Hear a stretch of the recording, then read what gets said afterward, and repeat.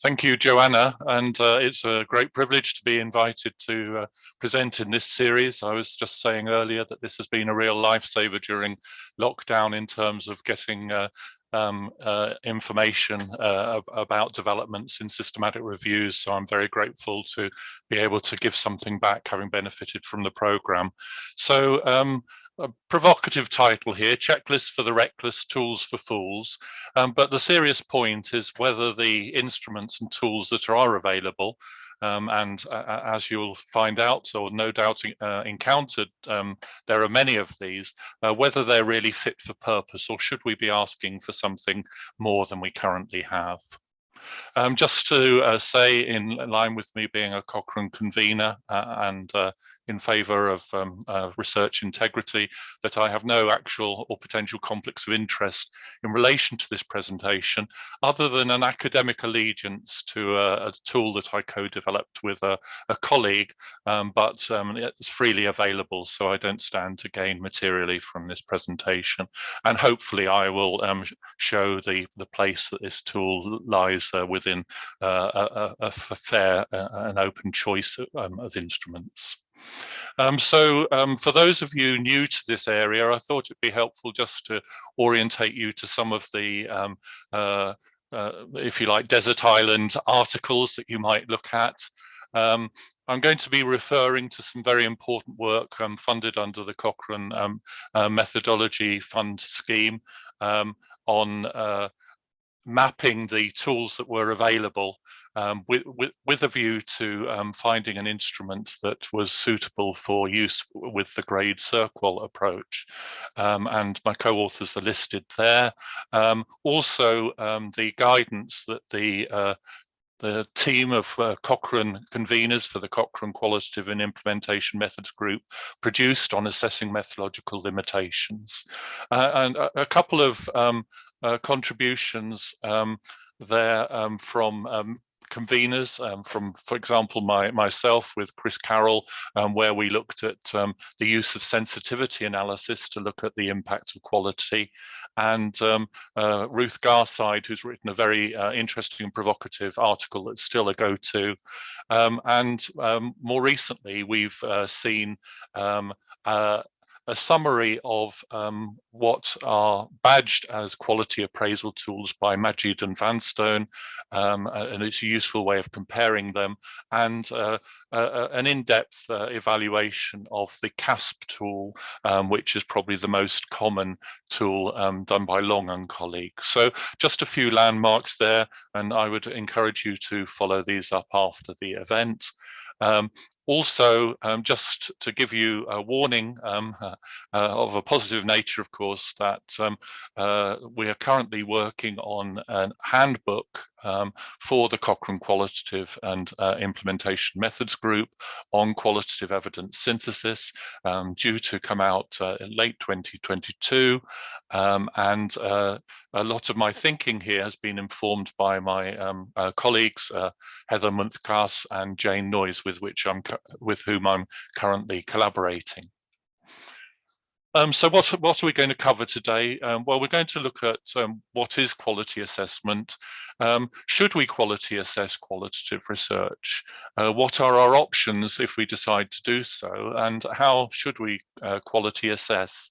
And then I'm going to have a brief slight diversion, if you like, to the specific requirements of GRADE CERQual and the terminology of methodological limitations. And then I'm going to put up a warning, a sort of consumer's guide, if you like, for the checklists that are currently available to help you in your choice of selecting them. And then I'm going to leave the horizon open for perhaps reconceptualizing quality assessment with some early thinking that has come out of some of our follow-up work from Camelot, and then an opportunity for questions. So let's start with what is quality assessment. And here in the article I wrote with Chris Carroll, we point to the central importance of critical appraisal and quality assessment to systematic review and evidence synthesis. And I think most of you assembled would take that as a given. As we'll see, it's perhaps more provocative when it comes into assessing primary qualitative research evidence. But the idea is that we really need to be able to establish how much we can build upon the foundation of the studies that are the components of a systematic review or synthesis. And that enables us to decide how much strength we're going to place on the findings and the extent to which we're going to sort of determine recommendations. Now, the terminology is various. I've already used critical appraisal, quality assessment, and methodological limitations. And in the introduction, the idea of threats to rigour or risk to rigour was raised as well. My own personal interpretation, and there's a sense to which the stable door is already open and the horse has gone, but I try and use critical appraisal to refer to appraisal of an individual article, and that may or may not be for the purpose of synthesis. And as we'll see, that's quite an important distinction there. Quality assessment, though, is very much a stage, just as you'd have searching or protocol development in the synthesis process.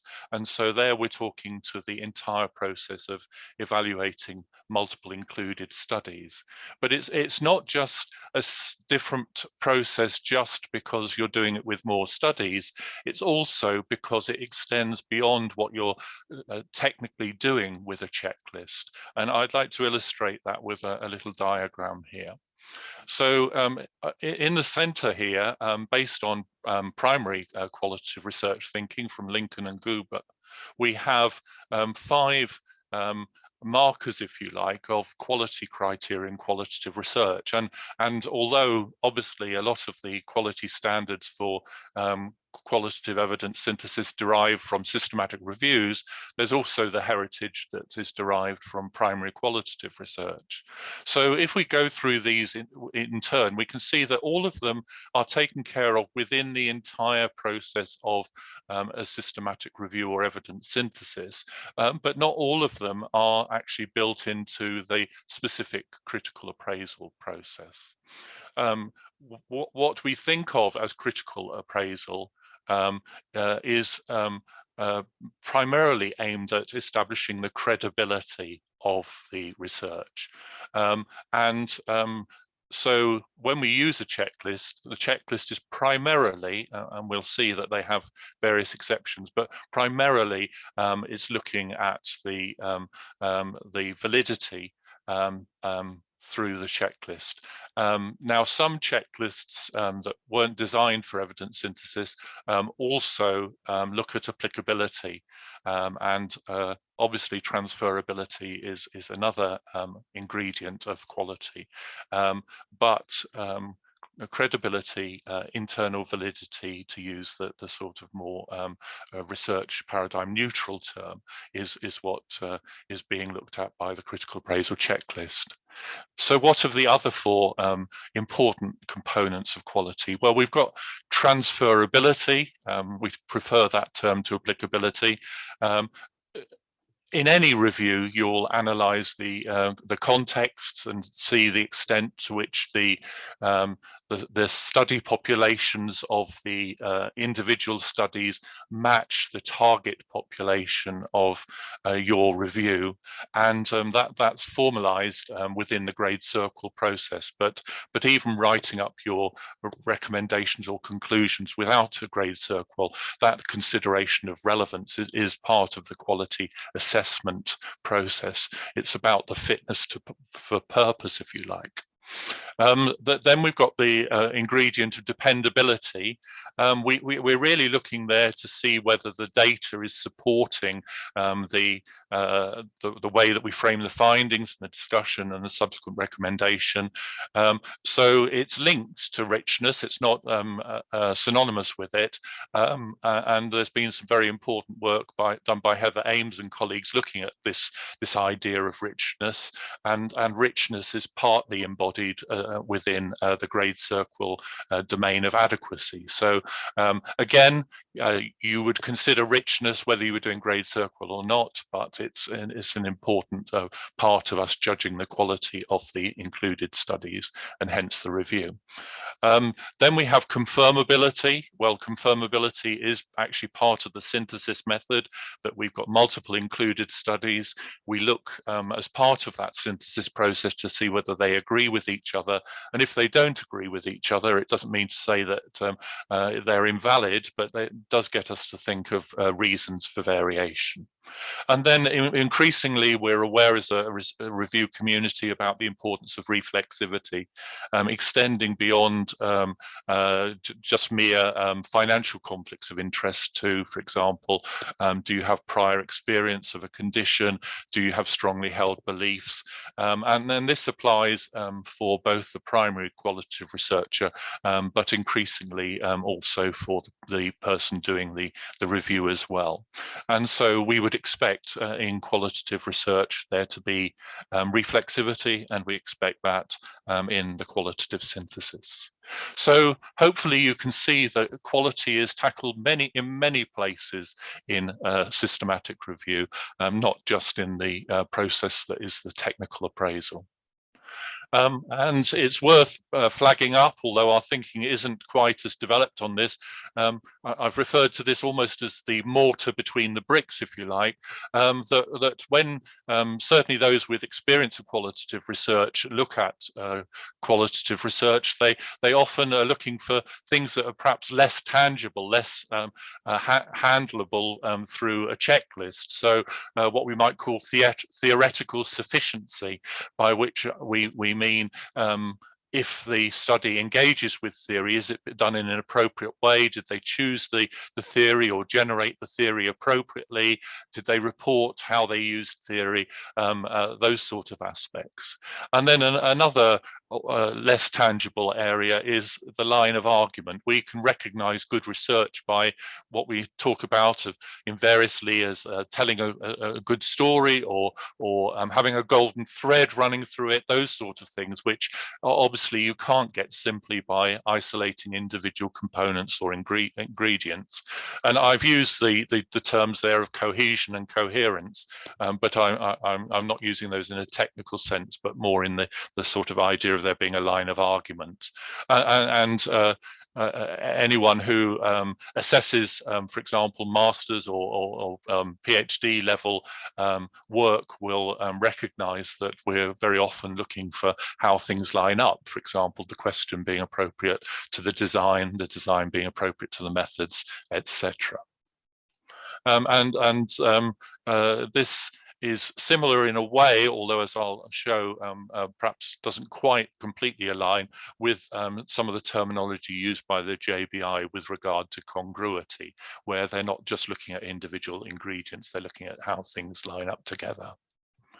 So having established what quality means, we face the issue, should we quality assess in qualitative research? And qualitative researchers take different standpoints on this, but I think most of them would agree that there is good qualitative research and bad quality qualitative research. It's often difficult to get them people to agree on what we mean by each. Perhaps the most common thing is good qualitative research is what they do and bad qualitative research is what others do, but that is a very unfair assessment.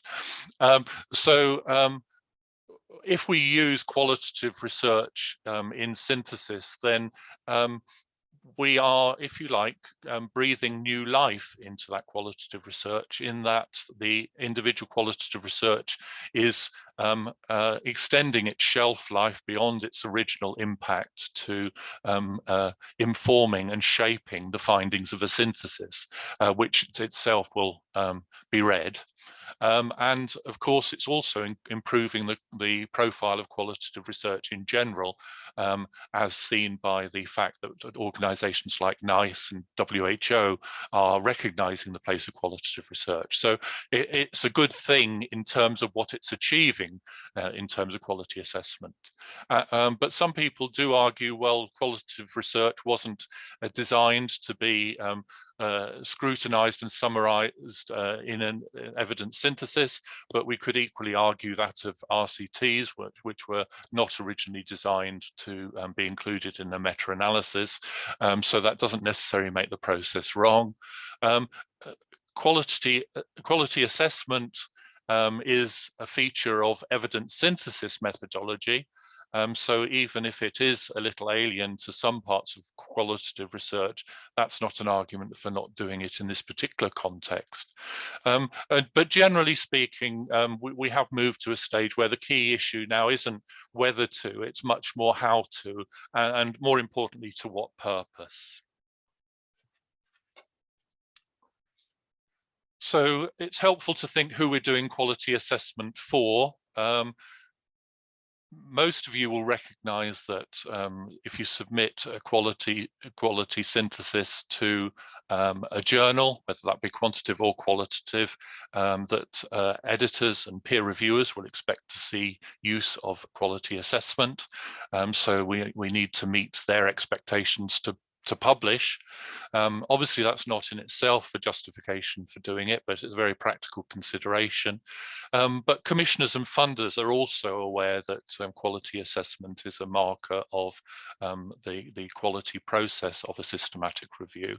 And decision makers, who will always make decisions whether we give them evidence or not, do want to be able to determine whether they're making a decision on the basis of good quality research or poor quality research, and they may moderate their verdict according to where it's positioned.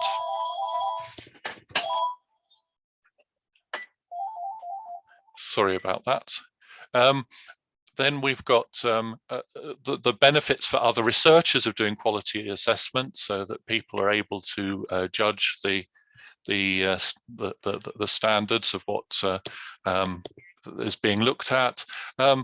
Arguably, it's helpful for us to be doing quality assessment so that we're thinking in a structured way about the material that we are processing.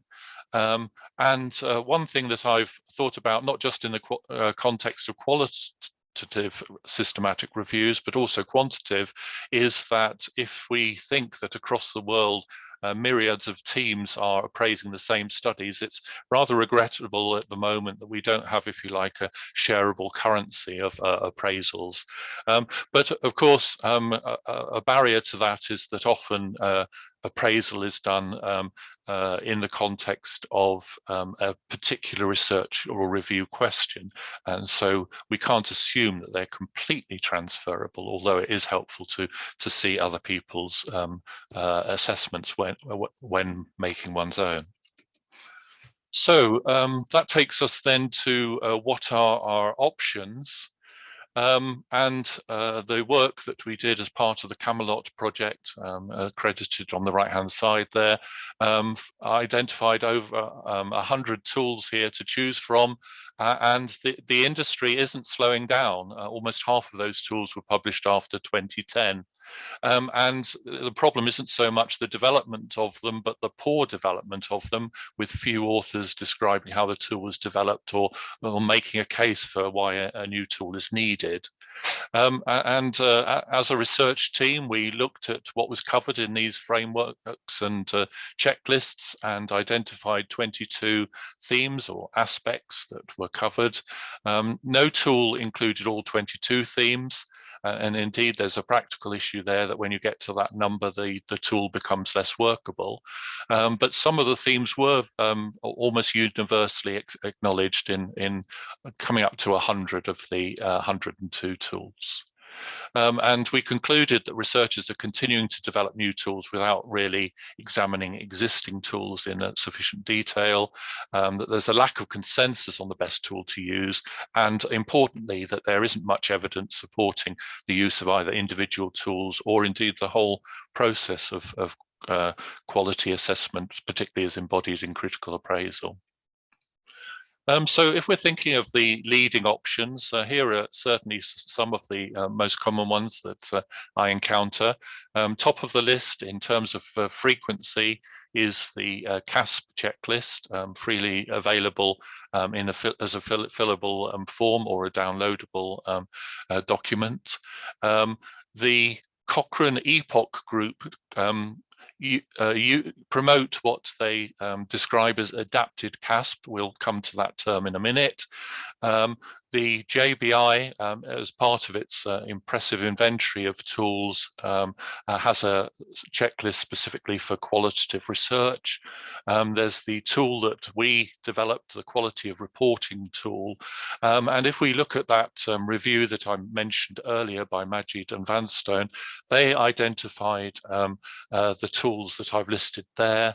But just a word of caution, and I did pick this up at the peer review stage of that article, a couple of what are being referred to there are reporting tools. So I'm not going to be discussing things like COREC or the SRQR, because in my mind, those are very clearly for people who are writing research, producing research, and whereas we as systematic reviewers or as readers of individual articles are consumers of research. So we wouldn't start with those tools.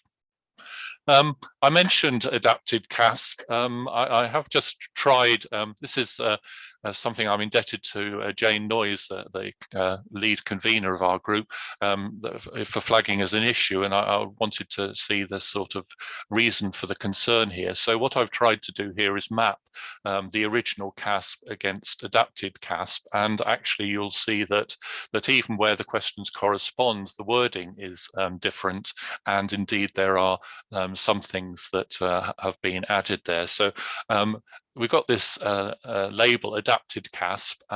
Those of you who are familiar with British culture, of which comedy unfortunately is a major part, may have encountered the comedy Only Fools and Horses, and in there was a character who received an award for having had his road sweeper's broom for 20 years. And then he lets out that the broom has had 17 new heads and 14 new handles.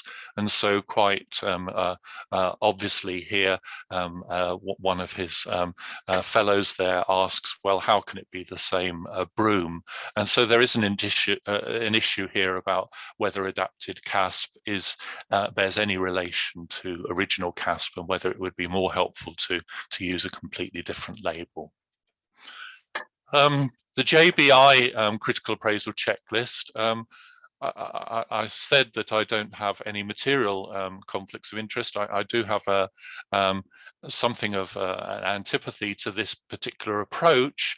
It's not to say that it's not well developed, but there are certain things that I personally find difficult. The use of the word congruity and indeed how you interpret that is challenging. But for me, there are practical issues about compound questions, so questions trying to address multiple things within the same item, but then the complex structure of each question, because you're trying to line up several things together. So is there congruity between the research methodology and the representation and analysis of data? Requires you to make an assessment of the research methodology, make an assessment of the representation and analysis of data, and then look for the congruity. So that's quite complex. There is an assumption with the first question in particular, that qualitative research has particular characteristics.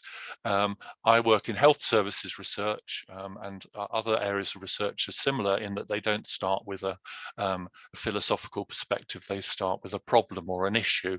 And so question one is immediately legislating against that sort of research.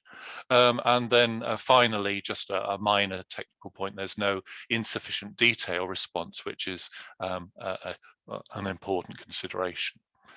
So it's very easy to be a critic, and I wouldn't want to reflect badly on the hard work that's gone into this instrument, but just a personal feeling that it doesn't meet my purposes. Now, having been a critic, I open myself open to criticism with my colleague, Chris Carroll.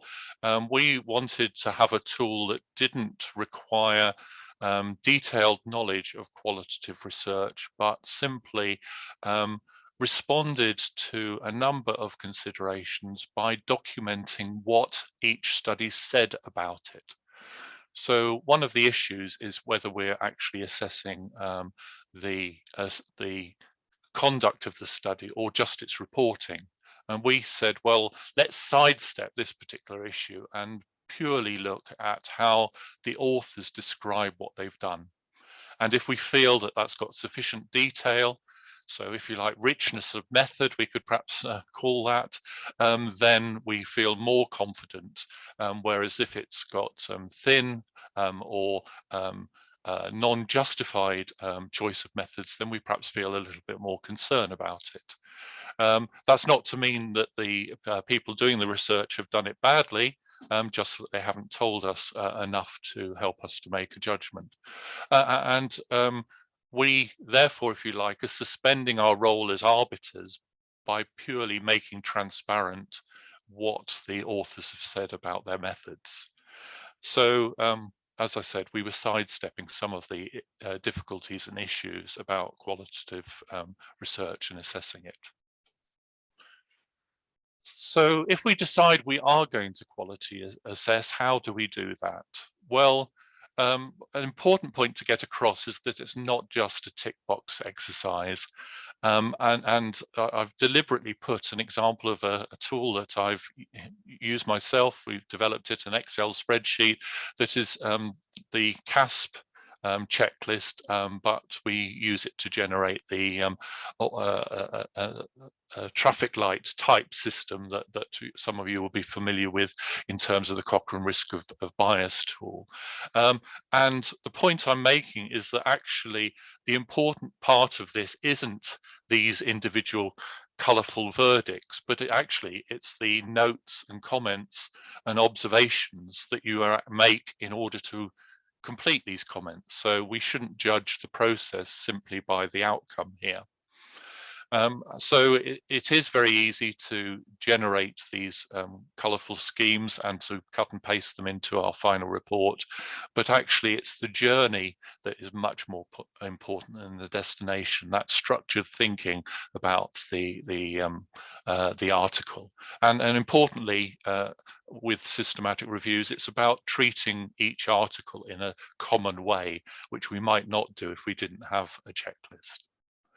But another thing for us to think about is how are we going to use the appraisals? In a quantitative context, we might use these appraisals to exclude poor quality randomized controlled trials.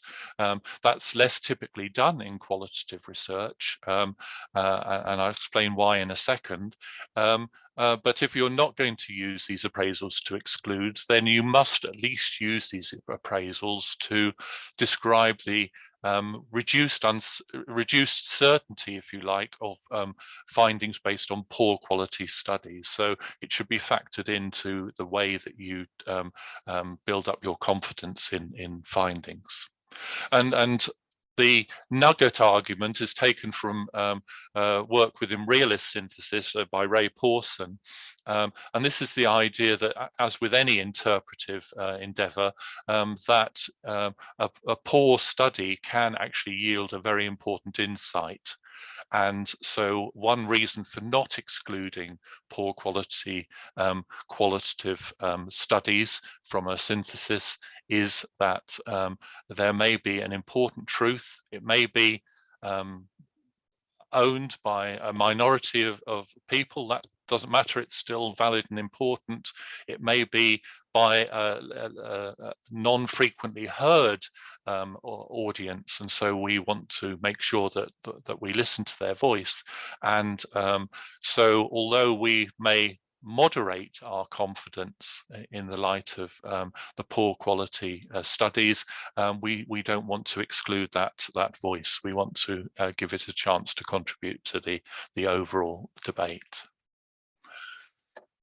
Just to flag up on how we do it, that there are certain things that are easy to do that are not right. Here's a question from CASP: have ethical issues been taken into consideration? And my heart sinks when I see people responding, as in the speech bubble here.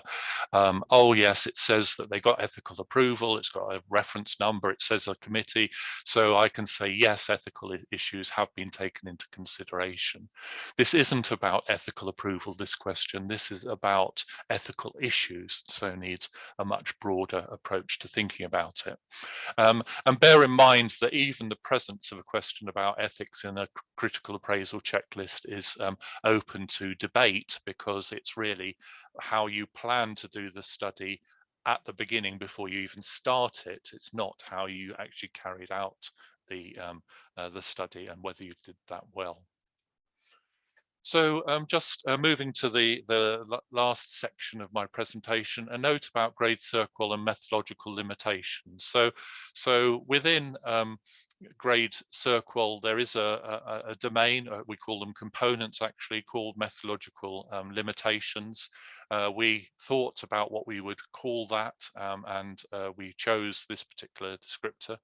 And I'll mention that in a second. But if we are going to make any assessment of the confidence that we can have in findings, we really need to do an assessment of the study quality, and that's what methodological limitations is getting at in this context.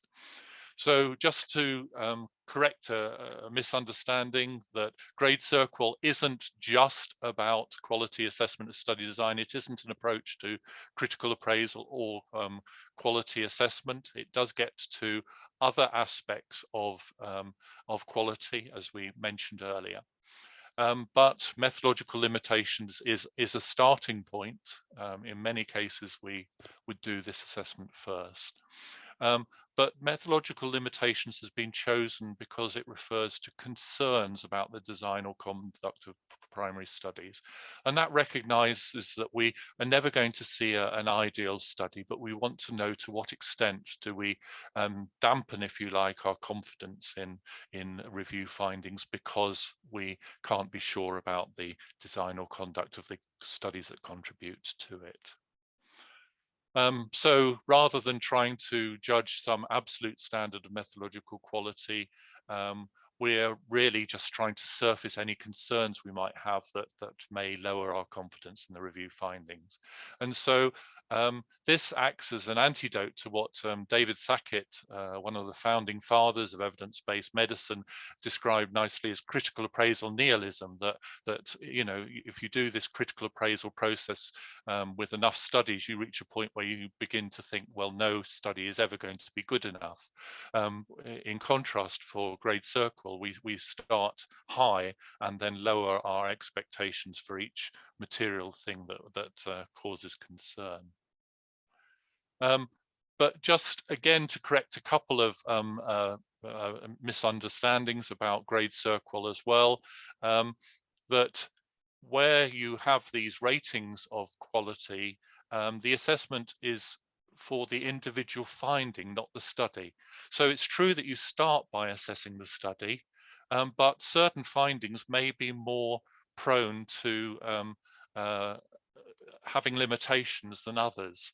And so an example that we use to illustrate this is, suppose that you were asking adolescents about many aspects of their behavior, then a finding about, you know, their food choices may not be particularly subject to sensitivity, but a finding about their sexuality or their sexual behavior may would be more sensitive. And that goes both for the interaction with an interviewer, but also the use of such things like focus groups.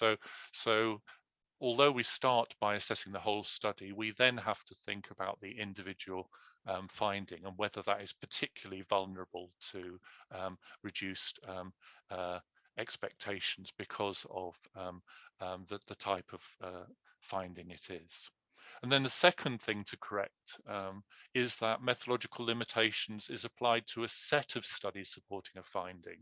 So although we again start with individual studies, we might have 5 studies. 2 of those might be little reason for having limitations. 2 of those may have moderate concerns, and 1 may have a high concern. And so our assessment in GRADE CERQual is a composite for all of those 5. It isn't based around an individual study. And although we wouldn't want to double count our concerns, obviously, if you've only got 1 study, then you start to have concerns about, for example, the adequacy component as well. So having been a bit of a critic through this, I'm just going to give you some practical advice based on my own experience of using various checklists. So what to avoid? Well, the first take-home message, hopefully this has already come out clearly, is don't mix up quality assessment checklists, which are designed for consumers of research, with reporting guidelines, which are for producers of research. And certainly this is a warning bell if I'm peer reviewing an article or someone's thesis, for example.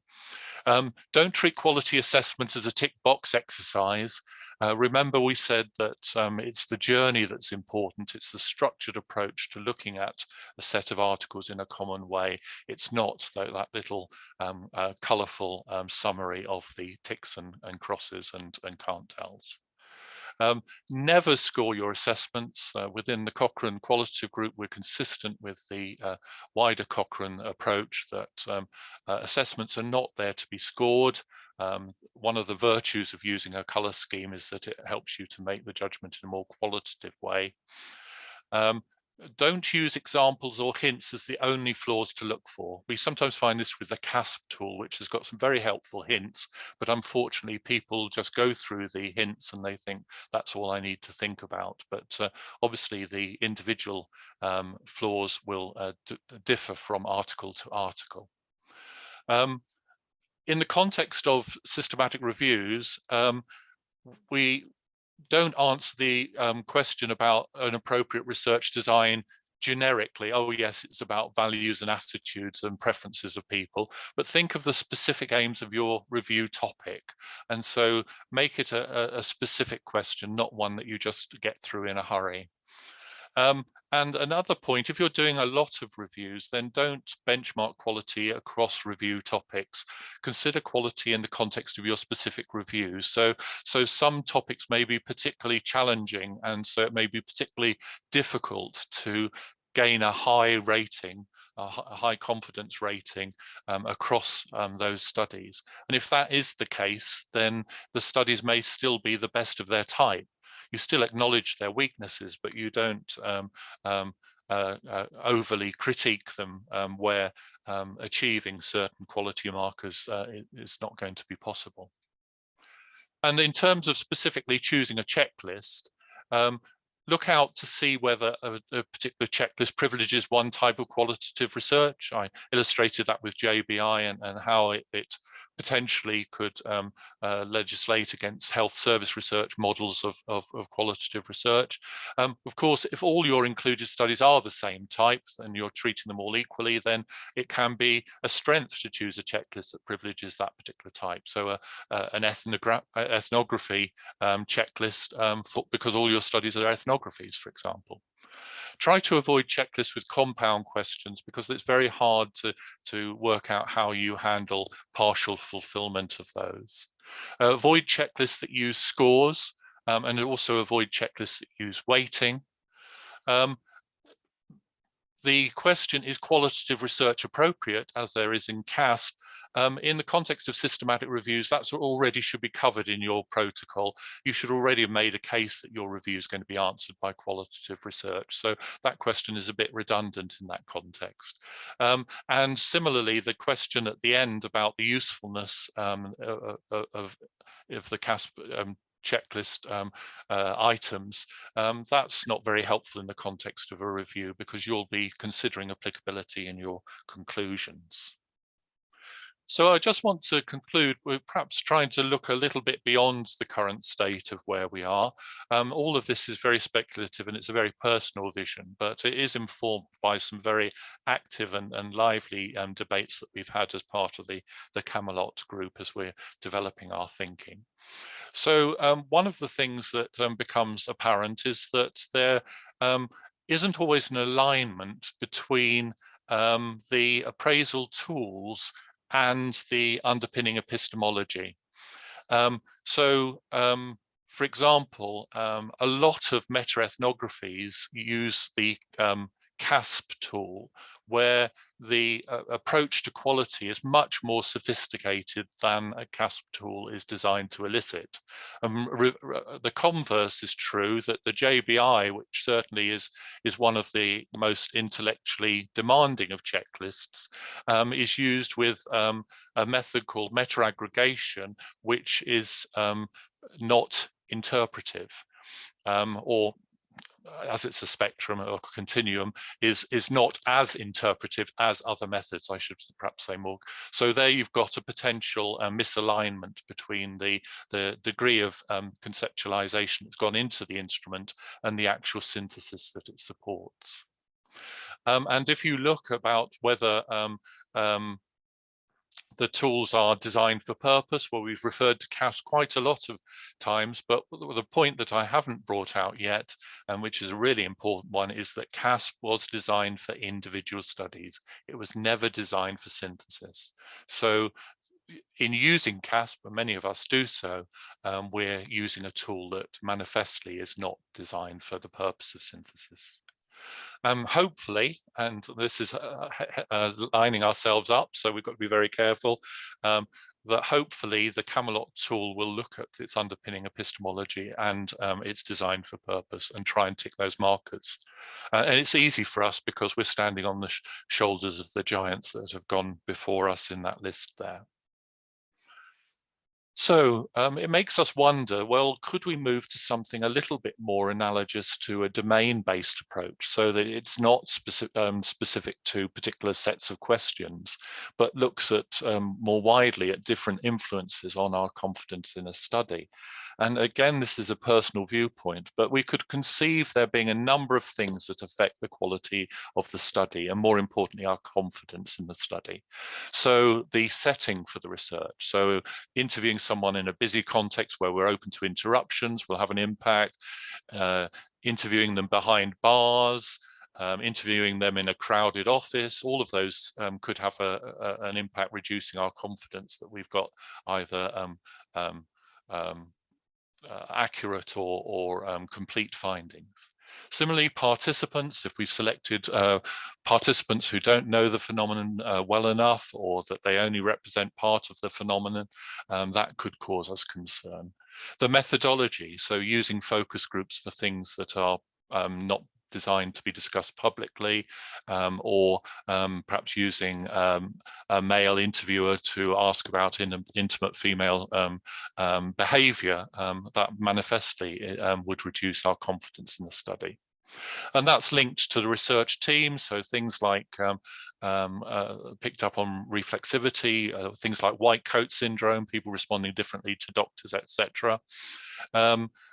We can have concerns about the data, its richness, its the thoroughness of its recording, whether it's transcribed, those sort of things. We can have concerns about the phenomenon that's being asked about whether it can be articulated well, or whether it can actually be captured through the research methodology. And we've already said we can have other less tangible concerns about theory.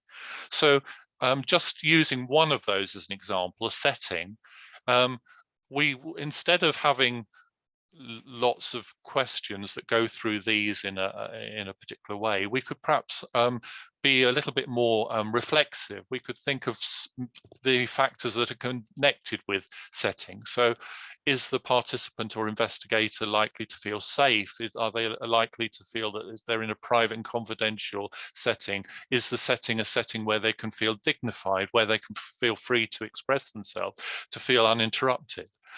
Now, I had to put these down as examples, but the whole idea is that we would just start by thinking about the setting and saying, what concerns does that actually raise? So this is an alternate approach that we think about the areas that pose a threat, rather than trying to itemize an endless series of questions. So in summary then, as we come to conclusion, critical appraisal is very specific to concerns about study design, what we might link to internal validity. In some cases, it is linked to external validity because it's about using that article more widely in your practice. But we've said that quality assessment is a broader process that goes beyond the technical appraisal and extends beyond checklists. We've pointed out that none of the existing tools manages to address all the requirements relating to lining up the epistemology, the content, asking the right questions, or being designed for synthesis. But for the moment, the best we can do is seek to avoid some of the common pitfalls, the obvious mistakes in selecting or using a checklist. We've seen that GRADE CERQual has specific requirements related to methodological limitations, and so the Camelot tool will be specifically in that context. It may find wider use, we hope it does, but that won't be the purpose behind our design of it. Potentially, and again, this is a personal interpretation at this point, that the way forward lies in a domain-based risk to rigor, where we think of the different threats to our confidence in findings rather than a list of prescribed questions. So thank you for your attention. I believe we've got a few minutes left for questions here, but I'll hand back to our convener.